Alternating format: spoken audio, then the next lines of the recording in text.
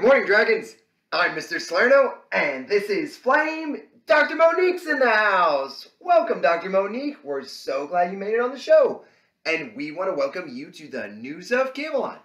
Today's Thursday, October 20th, 2022. And it's a beautiful day in the neighborhood, Flame. And we have a special friend we're going to go over. Before we get going on that, dragons, let's hear what Haley has to say. Take it away, Haley.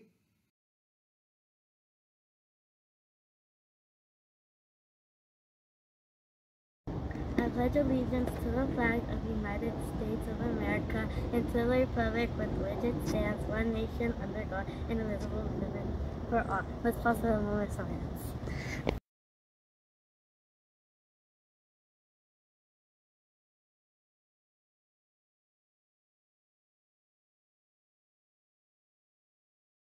Magnificent job, Haley. We're so glad you led us in the Pledge of Allegiance and the moment of silence. Flame, the sun is going to rise today at 7:23 in the morning. Dragons, the sun is going to set at 6:23 in the evening. That's pretty neat. So that would be exactly 11 hours of the sun being out at its full time. So 11 hours on, 13 hours down. That's the wrong direction, dragons. That's okay, because we have a very special friend of Flame that Flame wants to make sure, yes, that's right. Last week, you might remember, dragons, we did the garter snake. And the garter snake, we got to know a little bit about how it's not poisonous, right? Here's another friend that it might be a little misunderstood, but it is still very friendly, and that is the porcupine. There are not a lot of porcupines here in Virginia. We didn't know that, right, Dr. Monique? I thought that was an interesting fact, but porcupines are found in the United States, around Pennsylvania, and then north of that, and then west of that, all the way over to Alaska. But a very fun creature that tends to dig holes or get underground or find hollow logs in order to be in shelter or to escape in any kind of danger. And they are known for those quills. Those quills, those things that stick out of the back, those are things we do not want to touch. But we're going to see if the dragons know anything about porcupines. Ready? Porcupines, dragons, are they herbivores, which means they eat plants? Are they carnivores, which means they eat only meat? Or are they omnivores, which means they eat both plants and meat? No, Flame, they are not omnivores. That's right, Dr. Monique. They are herbivores. They are herbivores, and their teeth and their hands and their paws, they are used for picking up plants and sticks and flowers and different type of vegetables to chomp on. All right, so with that in mind, dragons, porcupines, are they predators, which means they're on the hunt? Are they prey, which means they are being hunted? Or are they both predator and prey? You got that one, Flame. Very good. They are prey. But dragons, what do you think gets in the way of a lot of predators going after porcupines?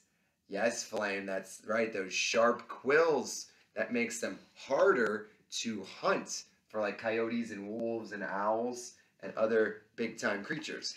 Porcupines, they might not be in Virginia, dragons, but we need to know, are they least concerned about their population, which means their numbers are just doing fine?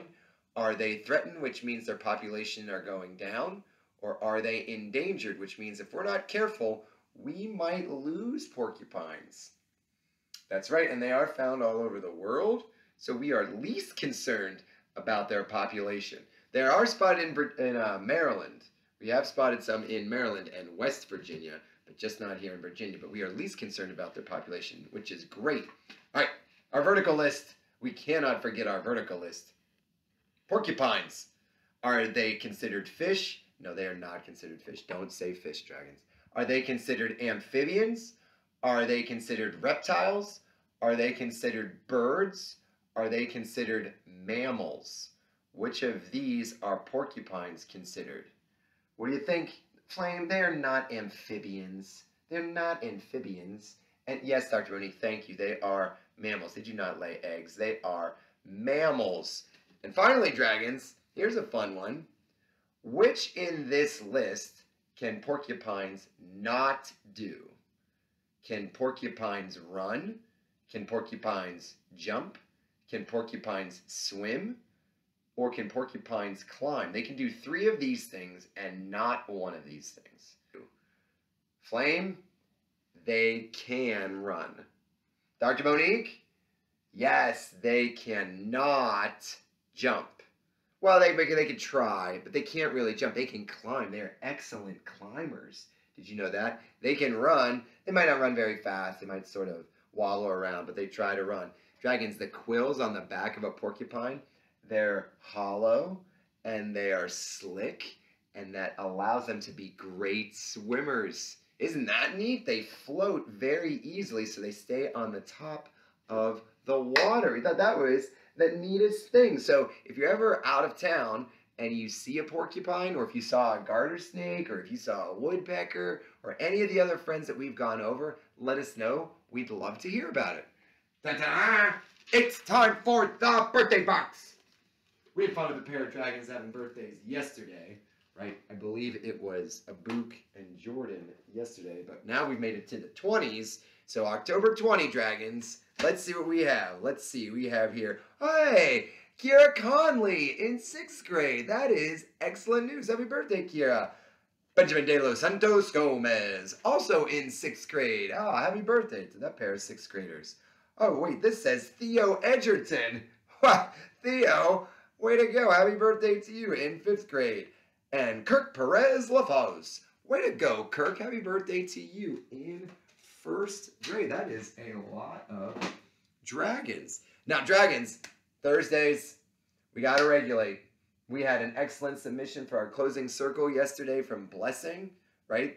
And today, when we talk about regulators, when we want to get in our best possible space, porcupines, now they might seem agitated, not only because of their quills, not only because they say, hey, back off, predators, but they also tend to be by themselves a lot. And when they make their space, when they need their space, they go and find a space in a forest or even a desert where they can dig, and then they can like take a little rest. So today's regulator dragons is thinking of that time when you need a little bit of space. You just need some space. It might be from a person, it might be from a situation, and we would prefer that when you need that space, you handle it in a calm manner. Porcupines are calm. Did you know that, Flame? Porcupines are rather calm. They like to have their space if they feel agitated. So you get in your morning meeting, dragons, you know that you want to be the goodness for the whole class. Think of a time that you might have needed some space, but you executed that calmly, and how the whole community benefited because you were calm. So, on behalf of Flame, and on behalf of Dr. Monique, I'm Mr. Salerno. Enjoy your sunshiny Thursday today, dragons, and see you tomorrow. Thanks, everyone.